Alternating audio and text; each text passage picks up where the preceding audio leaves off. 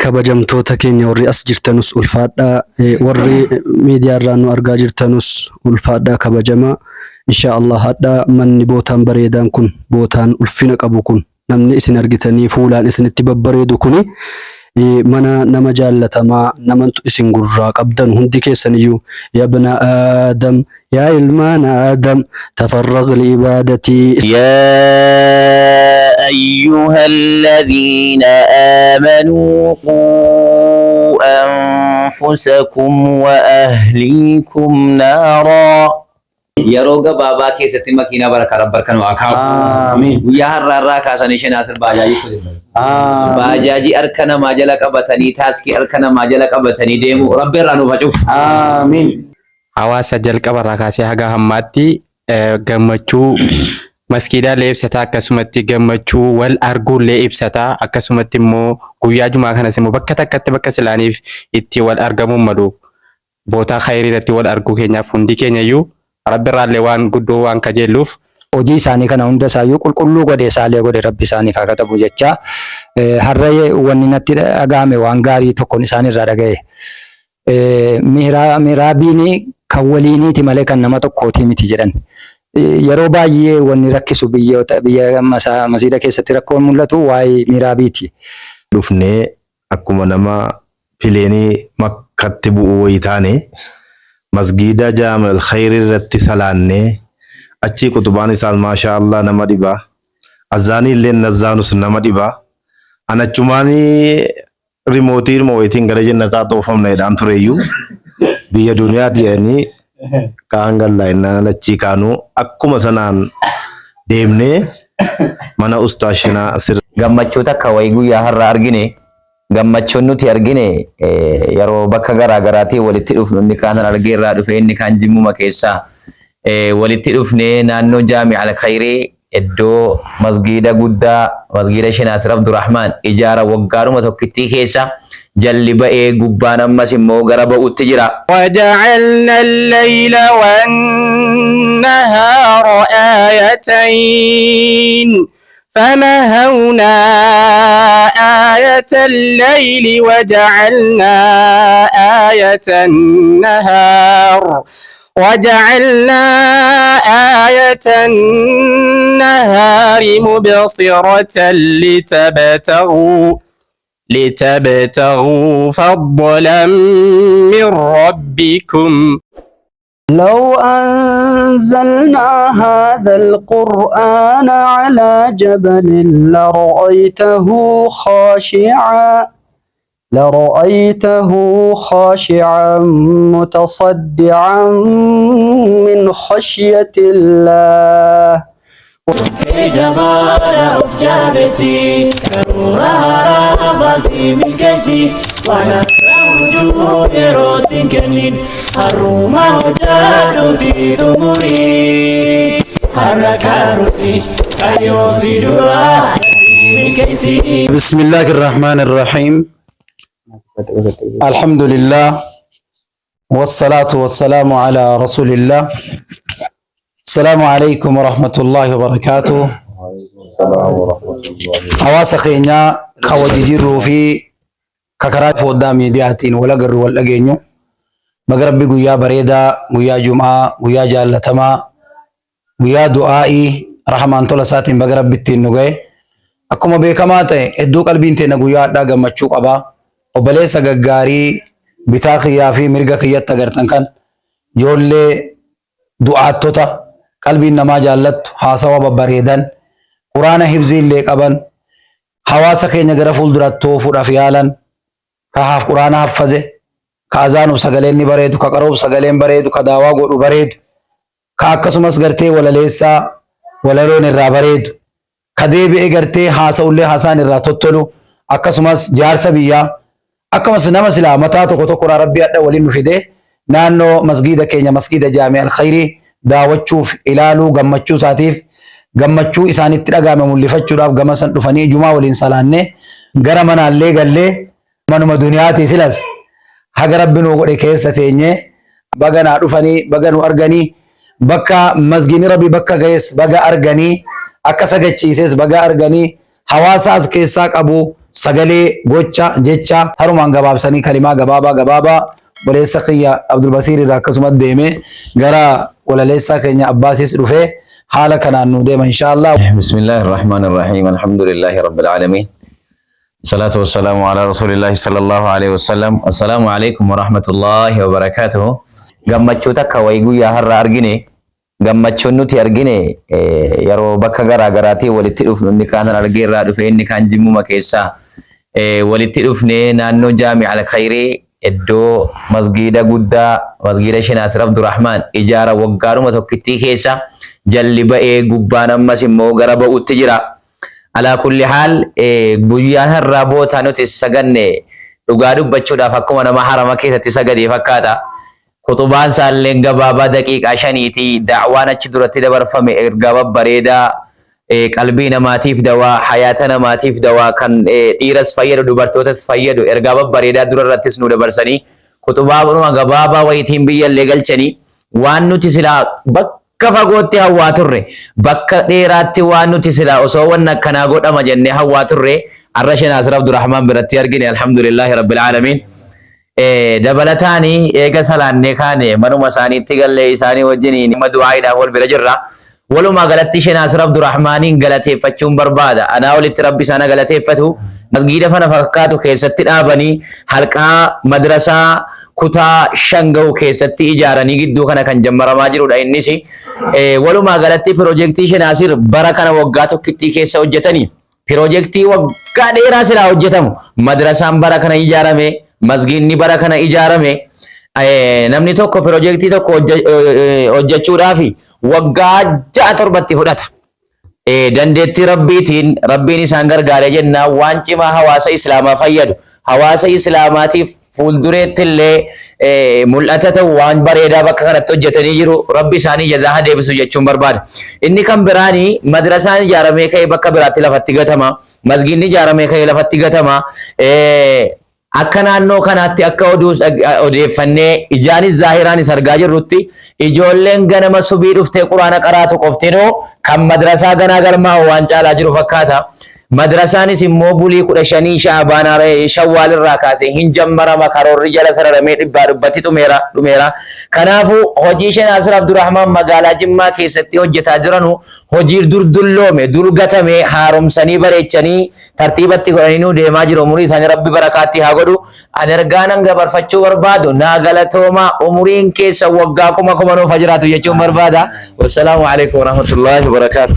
Namni dubbachuun barbaachisu awwala dubbatame haasaan dhume ani kanan haasa'uu barbaadu guyyaan addaa guyyaa jimaataati dhufnee akkuma nama pileenii makkatti bu'u wayii taane masgiida Jaami'a Al-Khayrii irratti salaannee achi kutubaan isaa maashaallah nama dhibaa azaanii illee nazaanus nama dhibaa anachumaanii rimootii wayitiin gara jannataa xoofamneedhaan tureeyyuu biyya duniyaati jedhanii kaan gallaa innaan achi kaanuu akkuma sanaan deemnee mana ustaaz Sheekh Naasir maashaallah ustaaza keenya dhufnee gidee dhumne gibbiitti argalu maashaallah amma gibbii isaanii keessatti argamna. Isa silaa hojii isaan hojjetan gaala qalanii isaan nyaachisanu hin salaachisu daawaa godhu du'aa'ii kadhatu nama nyaachisu maashaallah rabbi isaaniif dabalu. Maashaallah haadha manaa isaanii Bilqiisaa galateeffachuun barbaada rabbi umurii ishee dheeressu keessummaa qararraa dhufe warri bukkee kootti argaman kun kan biyya Hararii dhufantu jiranii biyya adda addaati kan dhufanii asitti wal gaantu jiranii egaa galateeffachuun barbaada rabbi umuraa isaanii nuuf dheeressu riskii isaanii nuuf bal'isu piroojeektiin isaanii gaa alanaa bara jijjiiramaa kana keessa gara diiniitiin isaanis akkuma mootummaa jijjiiramaa jedhame sheeka jijjiiramaa jennanu maashaallah alhamdulillahi rabbil alamin. Masgiida madarsaa kana fakkaatu kan takkaa jechuudha naannoo Jimmaan keessatti argamee hin jirre asitti nu argamsiisanii ji'a yartuu keessa masgiida rabbii ji'a yartuu keessa madarsaa maashaallah nu baasanii egaa akkuma kana deengaddaa du'aayii wayii nam tokko kadhatanii nama ijjin argine wayitii jaamaatu fayyee jedhanii natti himnaan lakkisaa sana qofaa miti inni isa caalu jiraan jedhe maannennaan naannoon kun jaamaatu fayyee jedhe naannoo Jamaal Khayr. Maashaallah akkasii bukkee kootiitti inshaallah Sheekh Na'iim sheeka keenya abbaa gadaa keenya bukkee kootti argamu gara isaatti dabarsaa. Assalaamu alaikum warahmatullahi wabarakatuh. Bismillah. Ani waa'ee kitaabaa fi waa'ee da'awaa warra beeku beekan jaarsa biyyaati, jaarsa du'aa eebbaati. Wanni inni asitti argamee fi isaanuma eebbisuu fi rabbii guddaa galatoonfachuuf. Shee Yaasin jedhanii nama tafsiira Qur'aanaa qaraasisu nama Harar dhagahan ture biyya Somaalee kanatti yeroo baqatanii achitti du'anii isaanitti aansee tafsiira kan dhaggeeffachuu jalqabne sagalee Shee Naasir yeroo duraatiif jechuudha. Kan irratti obbarre jechuudha. Kanaaf yaa Rabbi nama kana yoo wal arginatu jennu Makkatti wal argine waliin jiraataa turre yeroo amma ta'e jechuudha. Galata Rabbi alhamdulillah Rabbil alamin. Akkamitti immoo Rabbiinitu biyyatti nu deebisee waliinis nu jiraachise jennee hawwii keessaa qabnu har'a kunoo Rabbiin fidee waliin nu nyaachisee masjiida isaan jalqabanitti waliin salaannee waliin nyaannee waliin jiraataa waliin mari'ataa as keessa jiraataa jirra. Rabbii guddaa galatoonfachuun barbaada. Beekumsa qabanuu fi ilmii qabanuu fudhatanii ammas biyya isaanii fayyaduudhaaf hawwii qabanuu ammas biyya isaaniitti gumaachaa jiranii.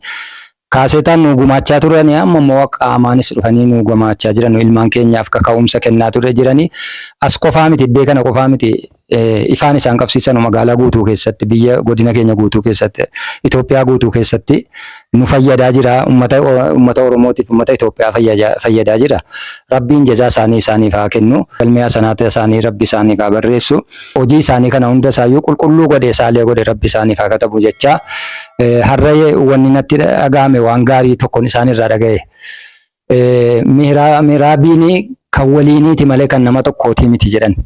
Yeroo baay'ee wanni rakkisu biyya masjiida keessatti rakkoon mul'atu waa'ee mihraabiiti. Har'a kan agarree kan afaan Oromootiin daawwaa nuu godhan akka uummata keenyaa galuuf godhu nama tokko sagantaa kennanii fi kan khutubaa godhes immoo nama tokkoof sagantaa kenname kan immoo salaachises nama tokko sagantaa kenname kun akka kanatti hawaasa hunda wal gaheera jechuudha.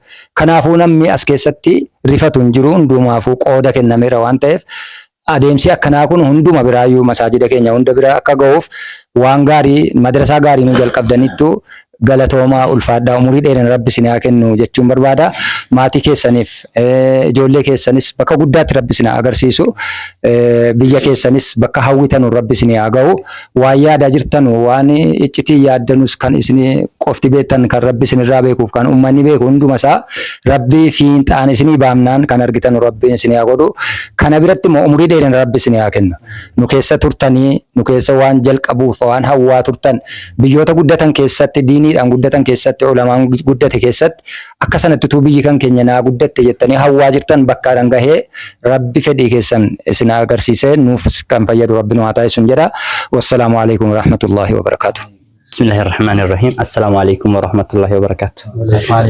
ثم الحمد لله ربي galateeffanne gooftaa obbolaa gaarii bakka yuutti nuuf kenne kan islaamummaa malee sababa biraan qabne kan rabbumaa jecha qalbiirra wal kaayyanne kan gosaaf gandaaf naannoon nu jidduutti hin argamne kan gurraa wal dhageenye dur argaa wal hin beekne kan wal beeknes rabbiin haftisu hunda isaanii rahmatummaa kan keetiin nu milkeessi duniyaa diini. Asumatti gabaabsoo. Assalaamu alaikum. Bismillah. Assalamu alaikum warahmatullahi wabarakatuh. Baay'ee ani kanatti waan dabalu yoo jiraates hawaasa jalqabarraa kaasee haga hammaatti gammachuu maskiidaalee ibsataa akkasumatti gammachuu wal arguullee ibsataa akkasumatti immoo guyyaa jumaa kanas immoo bakka takkatti bakka silaaniif itti wal argamuun malu bootaa khayrii irratti wal arguu keenyaaf hundi keenyayyuu rabbirraallee waan guddoo waan kajeelluuf sheekni keenya akkuma beekamu bu'uura isaas jalqabarraa kaasnee akkuma beeknu maashaallah osoo hin beekamnetti piroojeektiin bu'uura lafa kaanii bu'uura kaan sana hojiidhaan yeroo muraasa keessatti agarsiisanii jiranis kan kanarraa hafe immoo kan halaala taa'ee arguu kan halaala taa'ee daawwatulleen akka dhufe akkuma keenyaa kanatti ijaan argee itti gammadu jechuun barbaada. بسم الله الرحمن الرحيم الحمد لله وحده الصلاة والسلام على من لا نبي بعده وبعد السلام عليكم ورحمة الله وبركاته kabajamtoota keenya warri as jirtanus ulfaadhaa warri miidiyaarraa nu argaa jirtanus ulfaadhaa kabajamaa insha Allah hadhaa manni bootaan bareedaan kun bootaan ulfina qabu kun namni isin argitanii fuulaan isinitti babbareedu kuni mana nama jaalatamaa namantu isin gurraa qabdan hundi keessaniyyuu yaa bana aadam yaa ilmaan aadam tafarraq liibaadatii isa rabbiin jedhee jennaan nu ibsanii jennaan dhaggeeffataa turre sana mana isaanii jirra. Sheekh Naasiriin akkuma gurraan dhaggeeffattan osoo immoo bira geessanii tasa jaallattan yoo rabbi isinii mijeesse warri ajjirtanu sheeka hedduu argineerra kitaaban nutti himuu hin danda'ani nu qaraa'isuu hin danda'ani garuu akka isaanii kanatti ofitti nu qabanii bakka nuti balleessine nu dhorgaa bakka nuti tolchine jabaadhu jedhaa kan deemanu muraasa namni nuti keessa argine. Ani alhamdulillahi rabbil alamin deddeemes argeera bakka hundattuu sheekota hedduurraa argeera. Gosii akka Sheekh Naasir hafizahullah wallahi hin argine rabbi umurii isaanii nuuf dheeressu irra caalaa immoo wanni isaan biraa isin argattanu namni guddaanis akka isaatti kabajaa qaba isaan bira shabaabni akka isaatti kabajaa qaba ijoolleen daa'imni akkasitti kabaja qabdi isaan bira namni hundi akka kanatti osoo waa Rabbiin isa barsiise silaa diiniin keenya qaata bakka gahe keessumattuu immoo yoo dhuftanii waa'ee isaanii baruudhaa jettanii masjida isaanii yoo dhuftanii immoo ajaa'iba argitan rabbi kabajaa isaaniif haa kennu ilmoo babbareedaa rabbiin isaanii kenne kana rabbiin itti haa dabalu umurii isaanii keessa baraka rabbiin nuuf haa kaa'u. A'uudhu billahi minash shayxaanir rajiim. لو أنزلنا هذا القرآن على جبل لرأيته خاشعا متصدعا من خشية الله وتلك الأمثال نضربها للناس لعلهم يتفكرون. هو الله الذي لا إله إلا هو عالم الغيب والشهادة هو الرحمن الرحيم. هو الله الذي لا إله إلا هو الملك القدوس السلام المؤمن المهيمن العزيز الجبار المتكبر سبحان الله عما يشركون. هو الله الخالق البارئ المصور له الأسماء الحسنى يسبح له ما في السماوات والأرض وهو العزيز الحكيم. سبحان الله. أعوذ بالله من الشيطان الرجيم. إن هذا القرآن يهدي للتي هي أقوم ويبشر المؤمنين الذين يعملون الصالحات أن لهم أجرا كبيرا وأن الذين لا يؤمنون بالآخرة أعتدنا لهم عذابا أليما. ويدعو الإنسان بالشر دعاءه بالخير وكان الإنسان عجولا. وجعلنا الليل والنهار آيتين فمهونا آية الليل وجعلنا آية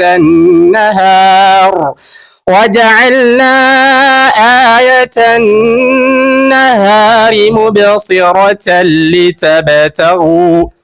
لتبتغوا فضلا من ربكم ولتعلموا عدد السنين والحساب وكل شيء فصلناه تفصيلا. وكل إنسان ألزمناه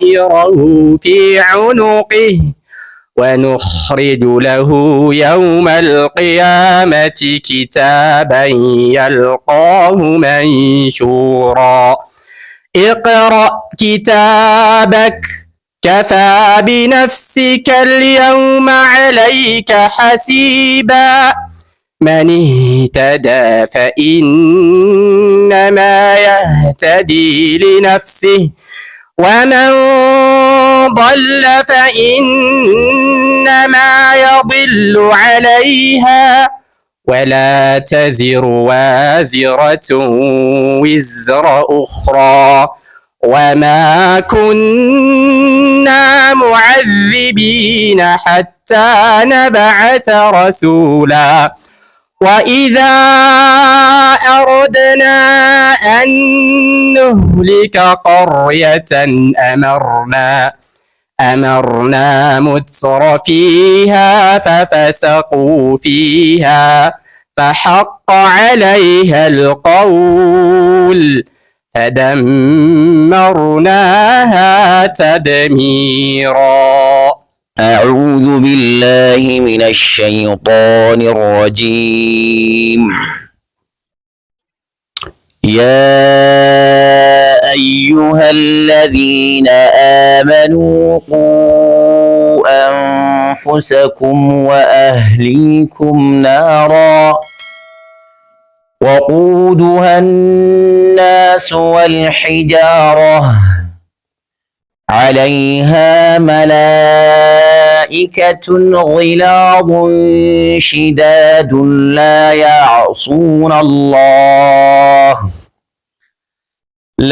يعصون الله ما أمرهم ويفعلون ما يؤمرون. يا أيها الذين كفروا لا تعتذروا اليوم إنما تجزون ما كنتم تعملون. الحمد لله الصلاة والسلام على رسول الله. ربي النعمان كأنك ربي نفادبر. آمين يا ربي ندبل. آمين.